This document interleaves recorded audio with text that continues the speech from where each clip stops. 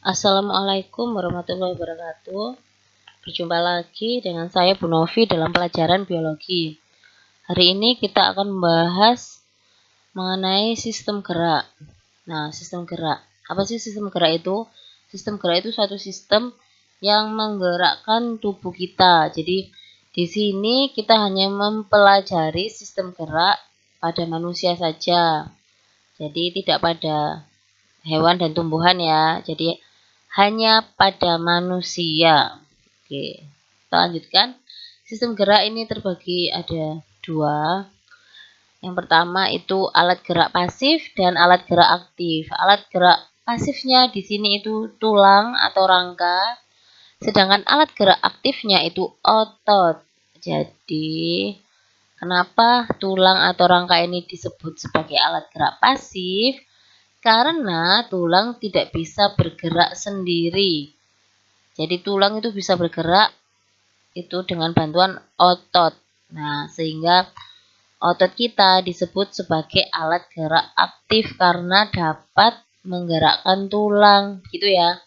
Nah, sedangkan sendi itu hubungan antara dua tulang atau lebih. Jadi, kalau terdapat beberapa tulang yang saling bertemu ya, itu nanti akan dihubungkan dengan adanya sendi. Nah, tanpa sendi, tulang ini juga tidak bisa berhubungan ya, tidak bisa bergerak. Jadi semuanya saling terkait.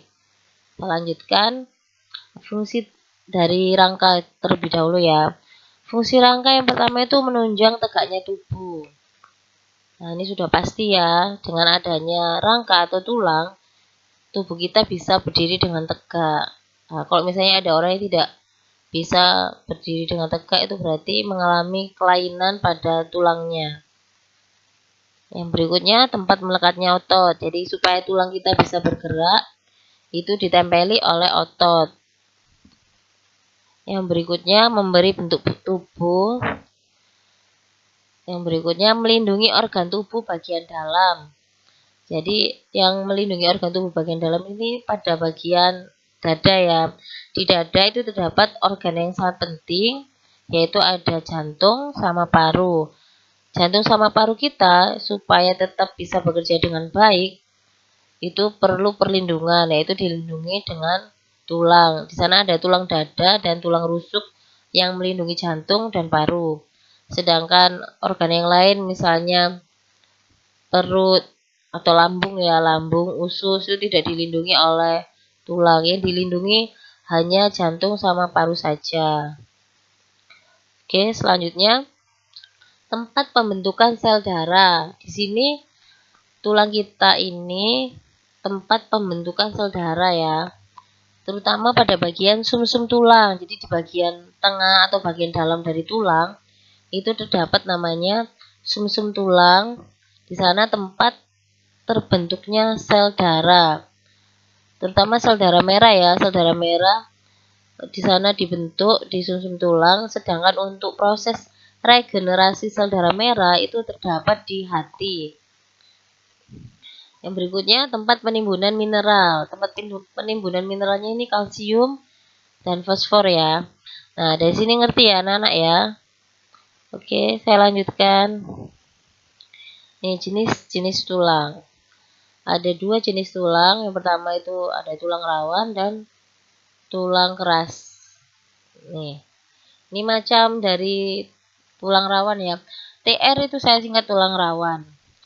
Nah, di sini tulang rawan ada tiga. Ada tulang rawan hialin, fibrosa, sama elastin. Nah, ketiganya nanti akan ada perbedaannya. Kemudian yang berikutnya tulang keras. Nah, tulang keras ini terdiri atas osteosit serta matriks. Osteosit itu sel dari tulang ya. Jadi os di sini itu tulang, sit di sini sel ya, sel tulang disebut osteosit. Jadi tulang keras itu terdiri atas osteosit serta matriks. Matriksnya ini berisi kolagen sama mineral. Oke, penjelasan lebih lanjut nih ya anak-anak ya. Nah, ini tulang keras. Ini matriksnya berupa serabut kolagen yang dikeraskan oleh zat kapur. Jadi supaya tulang keras kita terbentuk dengan baik, maka kita juga perlu memakan yang mengandung zat kapur. Jadi makanan yang mengandung zat kapur itu apa saja? Contohnya itu seafood ya, makanan laut. Jadi bisa ikan laut, terus udang, kerang gitu ya anak-anak ya. Tapi kalau terlalu banyak itu juga enggak baik. Jadi biasa aja. Kemudian matriks.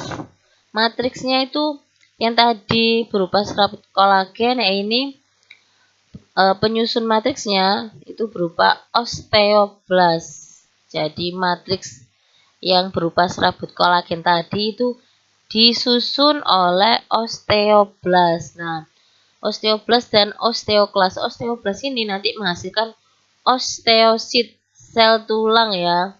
Os tadi itu tulang, sit itu sel. Jadi osteoblast nanti menghasilkan osteosit, sedangkan osteoklas ini nanti menghasilkan pembongkar tulang.